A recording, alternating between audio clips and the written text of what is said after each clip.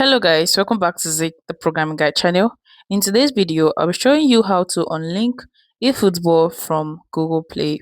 Right, it's very quite easy. A lot of people just want to actually unlink their eFootball from their Google Play and find it very difficult. But before I do that, please click on the subscribe button. It really helps a lot. So as you can see on my screen, this is my eFootball already linked to my Google Play. As you can see right here.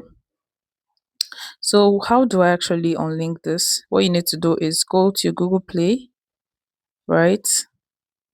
Okay, I'm going to my Google Play right here, and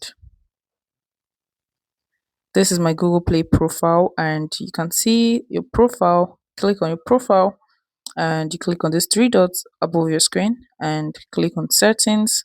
Click on delete play game account and data. So you click on that and you can scroll down and search for the game. So I have a lot of games here, but I'm going to pick eFootball because that's what I want to actually delete.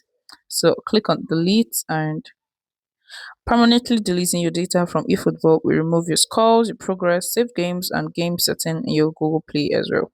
And this action cannot be undone. So you click on permanently delete, and it has been deleted and my account has been unlinked. So let's go back and check if it's going to write unlinked. Okay, still showing there. So let's go back once more. So you have to actually refresh it to actually do that to see unlinked. Okay, so that's actually how to unlink your eFootball from your Google Play, right? If you find this guide helpful, give it a thumbs up and equally subscribe to get more tips like this. Thanks for watching guys. This is my next video. Bye.